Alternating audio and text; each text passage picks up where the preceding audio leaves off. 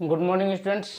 तो आज हम हमारे कैपेसिटर के पोर्शन में हम आगे बढ़ रहे हैं। देखिए, तो हम पढ़ रहे थे, न्यूमेरिकल्स कर रहे थे, हम लोग बेसिक न्यूमेरिकल्स चल रहे थे हमारे कैपेसिटर के ऊपर। तो अब तक हमने बहुत सिंपल से न्यूमेरिकल की बात की थी। अब थोड़ी न्यूमेरिकल्स में थोड़ा सा चेंज लाते हैं। अब हम सर्किट्स की बात करेंगे, अच्छे सर्किट्स को सोल्व करना सीखेंगे। तो देखिए, बहुत सिंपल सी बातें करेंगे, आराम से आपका ध्यान पूरी तरह से बोर्ड पे आ जाना चाहिए। चलिए, तो स्टार्ट करते हैं। सबसे पहले देखिए, कुछ बातें समझ लो आप लोग पहले, है ना, कि किसी भी रेजिस्टेंस को पैरेलल, किसी भी कैपेसिटर को पैरेलल में कब माना जाएगा। देखिए, वो तभी पैरेलल में होगा जब उन दोनों कैपेसिटर, जिन दो कैपेसिटर को हम पैरेलल में मान रहे हैं, उन दोनों के पॉइंट एक साथ कनेक्ट हो। बीच में अगर कोई और सा कैपेसिटर आ जाता है ना, तो अब ये पैरेलल में नहीं है, इसके नहीं है।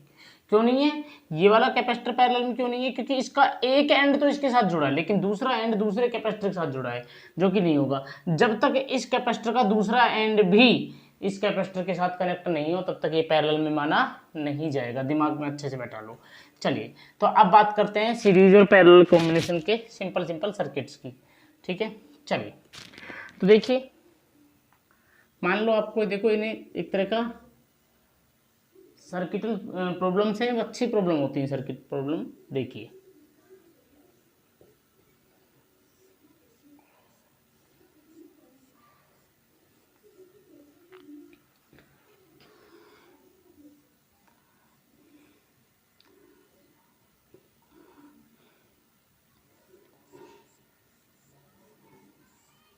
ये लीजिए, इस तरह से आपको कोई सर्किट दिया है और कहा है कि जितने भी कैपेसिटर हैं उन सबकी कैपेसिटेंस सी है, और पूछा है कि ए और बी के बीच का इक्विवेलेंट कैपेसिटेंस कितना है। ए और बी के बीच का इक्विवेलेंट कैपेसिटेंस कितना है। किस तरह से सोल्व करें सर्किट को, बड़ी समस्या हो जाती है, किस तरह से सोल्व करें। तो देखिए, सबसे पहले आप लोग सर्किट को इजी करना शुरू कीजिए। तो देखिए, सबसे पहली बात, क्या आपको ये वाले दोनों पॉइंट सीरीज में दिख रहे हैं? देखो, सीरीज में है कि नहीं है। इस कैपेसिटर की ये प्लेट दूसरे कैपेसिटर की, यानी कि पहले कैपेसिटर की दूसरी प्लेट दूसरे कैपेसिटर की पहली प्लेट से कनेक्ट है कि नहीं है? तो ये सीरीज में। इसी तरह से ये दोनों भी किस में है? सीरीज में है कि नहीं है? तो ये दोनों भी सीरीज में। और इसी तरह से बात करूं तो ये तीनों भी किस में है? सीरीज में है। तो इनको सबको सोल्व करते हैं। मुझे बताइए कि इन सबकी कैपेसिटेंस सी है, तो इनका आंसर कितना आएगा? C/2। C/n होता था ना, सेम होता था। तो n क्या होता था? Number of capacitor. तो C/2, ये भी C/2, ये कितना आएगा? C/3। तो सर्किट कैसा बन जाएगा? C, यहाँ नीचे एक ब्रांच जिसका कैपेसिटर कितना है? C/3 है। यहाँ पर एक कैपेसिटर ऐसे है, और यहाँ पर कैपेसिटेंस कितनी आएगी? एक कैपेसिटर यहाँ आएगा C/2 का, जो कि यहाँ से कनेक्ट है, और एक कैपेसिटर यहाँ पर आएगा जिसकी कैपेसिटेंस कितनी है? C/2 है। और ये हमारा B पॉइंट, और ये हमारा क्या है? A point. अब क्या होगा? अब देखिए, ये C/2 और ये C/2, अब देखो, इस वाले कैपेसिटर की ये वाली प्लेट और इस वाले कैपेसिटर की ये वाली प्लेट एक साथ कनेक्ट है। इसी तरह से इस वाले कैपेसिटर की ये वाली प्लेट और इस वाले कैपेसिटर की ये वाली प्लेट एक साथ कनेक्ट है कि नहीं है? देखो, इस कैपेसिटर का जो तार है वो यहाँ, और ये वाला तार है वो यहाँ आ रहा है, जबकि इस कैपेसिटर का ये वाला तार यहाँ आ रहा है और ये वाला तार यहाँ आ रहा है कि नहीं आ रहा है? इसका मतलब दोनों के एंड पॉइंट एक साथ जुड़ रहे हैं, नहीं जुड़ रहे हैं? जुड़ रहे हैं, तो पैरेलल में है। पैरेलल में है तो क्या होगा? आपको मैंने बताया था, पैरेलल में हो तो क्या होगा? पैरेलल में है तो डायरेक्ट ऐड हो जाएगा। C/2 प्लस C/2 कितना हो जाएगा? C हो जाएगा। तो मतलब अब जो सर्किट होगा वो ये कैंसिल होके यहाँ पर कितना आ जाएगा? ओनली C आ जाएगा। अब मुझे बताइए कि ये दोनों किस में है? सीरीज में है। किस में है? सीरीज में है। तो सीरीज में है तो क्या डायरेक्ट ऐड हो जाएंगे? डायरेक्ट ऐड हो जाएंगे कि नहीं हो जाएंगे? बिल्कुल, 1/2 करके ये डायरेक्ट ऐड करेंगे। तो देखिए कितना होगा? ये C होगा, और जब इन्हें सोल्व करेंगे दोनों को तो कितना आएगा? C/2 आएगा। तो यहाँ पे एक कैपेसिटर आएगा C/2 का, और एक कैपेसिटर मेरा ये वाला जैसे घूम के आ रहा था वो ये रहा मेरा वो कैपेसिटर। ठीक है, और ये मेरा B पॉइंट हो गया, ये मेरा A पॉइंट, और ये मेरा क्या हो गया? B point. और यहाँ पर कैपेसिटेंस कितनी है? C/3। वो दोनों किस में है? पैरेलल में है। पैरेलल में है तो क्या होगा भैया? C/2 plus C/3। एलसीएम कितना आया? 6। तो कितना आ जाएगा? 3C प्लस 2C, मतलब 5/6C। 5/6C मतलब ये होगा कि यहाँ से कैपेसिटर खत्म, और यहाँ पे एक कैपेसिटर आ जाएगा जिसकी वैल्यू कितनी होगी? 5/6c। अब 5/6c और c किस में है, सीरीज में है, तो क्या होगा c इक्विवेलेंट, यानी कि याद करो 1/c equivalent equal to 1/c1 plus 1/c2 होता है कि नहीं होता है। तो 1/c1 मतलब कितना 1/c प्लस 1/c2 मतलब कितना 5/6c। तो क्या हो जाएगा 6/5c हो जाएगा कि नहीं हो जाएगा उल्टा। अरे 1/5/6c 1/5/6c होता है कि नहीं होता, तो 6 कहाँ चला जाता, ऊपर चल जाता। तो 6 कितना 6/5c। तो एलसीएम क्या आएगा बोलिए, 5c आएगा कि नहीं आएगा, 5c एलसीएम आएगा। तो यहाँ पर कितना आएगा बोलिए 5 प्लस यहाँ पर कितना आएगा 6, और यहाँ पर 5 और यहाँ पर कितना 6 और नीचे कितना 5c। तो कितना हो जाएगा 1/c equivalent equal to 11/5c। तो c इक्विवेलेंट इक्वल टू कितना आएगा 5/11c।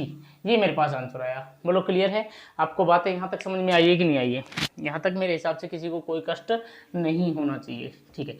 चलिए आगे देखिए, एक क्वेश्चन है, बोर्ड ने इसे 2-3 बार पूछा। क्या क्वेश्चन है देखिए, क्या क्वेश्चन है देखिए। बोर्ड ने कहा कि भाई ऐसा है, कैसा है, बोर्ड ने कहा कि ऐसा है कि 10 कैपेसिटर है। कितने कैपेसिटर हैं 10, जिनकी सबकी कैपेसिटेंस 10 माइक्रोफैरड है। 10 कैपेसिटर है, सबकी कैपेसिटेंस कितनी है 10 माइक्रोफैरड। कहा कि अगर इन्हें एक बार सीरीज में कनेक्ट किया जाए, कहा कि इन्हें एक बार किस में कनेक्ट किया जाए सीरीज में, और एक बार इन्हें पैरेलल में कनेक्ट किया जाए, और कहा कि इनका जो इक्विवेलेंट आता है ना सीरीज का और पैरेलल का, उनका प्रोडक्ट क्या होगा, उनका प्रोडक्ट क्या होगा। मतलब इसने कहा कि CS इंटू CP क्या होगा, आप मुझे ये बताइए। ये इसने कहा, बहुत बढ़िया। इसने कहा कि भाई सीरीज और पैरेलल में अगर इनको कनेक्ट करें तो इनके इक्विवेलेंट की वैल्यू क्या होगी, इनके इक्विवेलेंट की वैल्यू क्या होगी। तो बहुत ही सिंपल क्वेश्चन था। देखिए मुझे बताइए, मैंने क्या कहा था कि अगर सीरीज में बात करें तो कितना होगा C/n होगा, और कितना अगर पैरेलल में बात करें CS की बात करें तो C/n, और CP की बात करें तो कितना होता था NC होता था। बताया था कि नहीं बताया था। अब हमें यही तो करना है कि CS इंटू CP यानी कि C/n इंटू NC, एन से एन कैंसिल, यानी कि CS into CP equal to कितना C²। C की वैल्यू कितनी दी है 10 माइक्रोफैरड, तो 10 माइक्रोफैरड का होल स्क्वायर। ये हमारा आंसर आ गया। ये हमारा क्या आ गया आंसर। ध्यान रखेंगे माइक्रोफैरड पे होल स्क्वायर जरूर लगाएंगे, क्योंकि स्क्वायर हो रहा है भैया। क्लियर है, यहाँ तक चीज़ें समझ में आई कि नहीं आई। चलिए अब सर्किट में कुछ और अच्छे क्वेश्चंस बन जाते हैं। धीरे धीरे हम सर्किट में अच्छे क्वेश्चन की ओर बढ़ेंगे, काफ़ी अच्छे क्वेश्चंस आ जाएंगे, मुंडी सवाल भी आ जाएंगे। देखिए मान लो मैं कहता हूँ कि एक सर्किट कुछ इस तरह का है,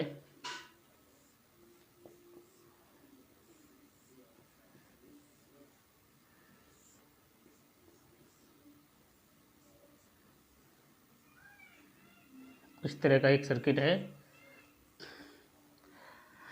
अब मुझे बताइए 2 4 4 2।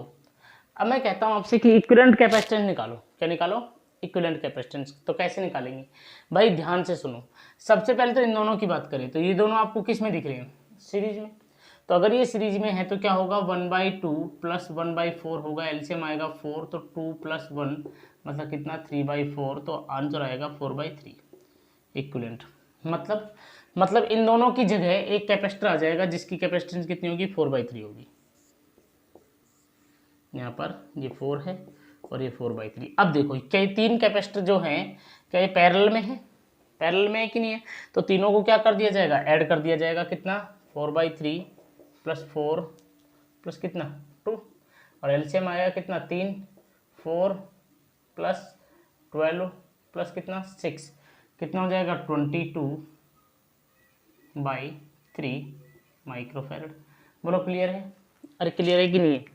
चलिए तो अब थोड़े अच्छे सवालों की ओर बढ़ जाते हैं, थोड़े से मुंडी सवालों की ओर बढ़ जाते हैं। देखिए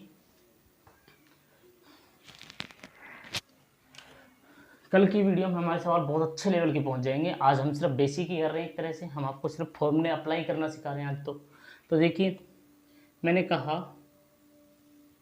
कि एक सर्किट है, इसमें यहाँ पर एक कैपेसिटर है जिसकी कैपेसिटेंस है C,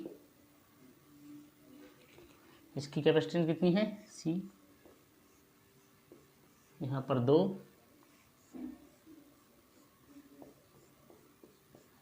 यहाँ पर 4,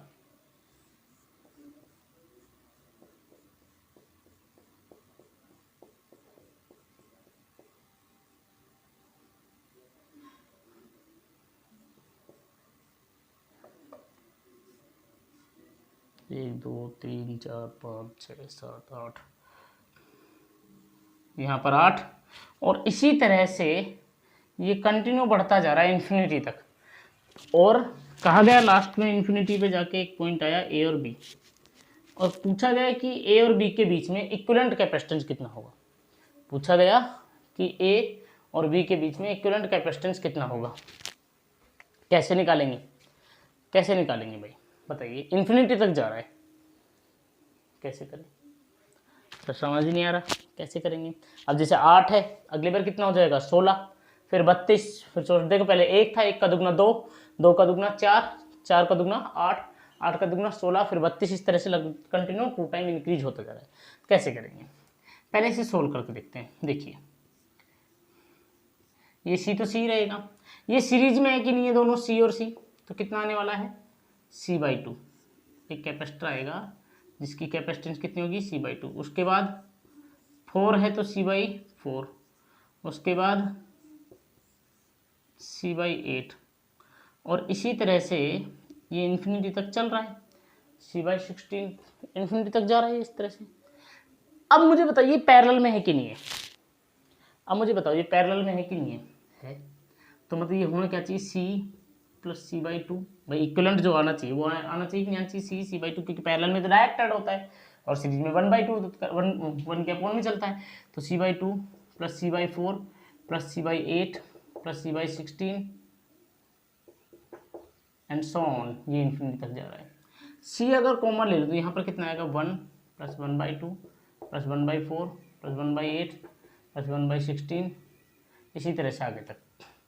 आपको ये कोई सीरीज दिख रही है क्या, सुना आपने APGPHP, तो कोई सीरीज दिख रही है, बिल्कुल। ये क्या बन रही है, ये हमारी HP बन रही है। अब जरा देखो कैसे, अब यहाँ पे क्या होता है इसमें क्या होता है डिफरेंस होता है, डिफरेंस है ना, डिफरेंस रेशो कितना आ रहा है, तो देखो 1 को कितने से डिवाइड करूँ कि 1/2 आ जाए, देखो 1 और 1/2 में कितना डिफरेंस है 1/2 का। अब देखो 1/2 को फिर से अगर 2 से डिवाइड करूंगा तो कितना हो जाएगा 1/4, 1/4 को फिर से 2 से डिवाइड करूंगा तो 1/8।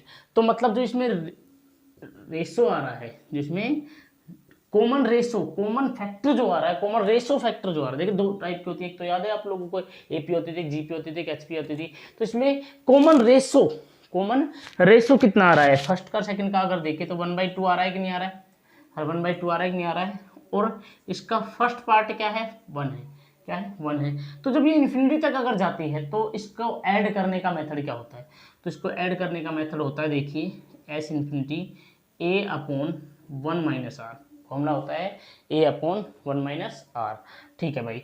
तो यानी कि मेरा जो C इक्विवेलेंट आने वाला है वो C इंटू, क्योंकि C तो बाहर था, A कितना है 1/1 - R कितना है 1/2, तो 1 में से 1/2 गया तो कितना बचा 1/2 ही बचा, तो C इक्विवेलेंट कितना आ रहा है C इंटू 1/1/2, 2 कहाँ चल जाएगा ऊपर, तो C इक्विवेलेंट इक्वल टू कितना आ रहा है 2C आ रहा है, C इक्विवेलेंट इक्वल टू कितना आ रहा है 2C। तो बोलो बातें आपको समझ में आई कि नहीं आई है। कल के जो चैप्टर है, कल की जो क्लास है उसमें हम और अच्छे न्यूमेरिकल्स करने वाले हैं और अच्छे लेवल पे करने वाले हैं। कहीं समस्या हो, आपको लगे कि बहुत फास्ट हो गया या हमें समझ में नहीं आया, तो आप मुझे बता दें, मैं इन क्वेश्चंस को एक बार फिर से समझा दूंगा, कोई समस्या नहीं है। चलिए मिलते हैं फिर नेक्स्ट वीडियो में।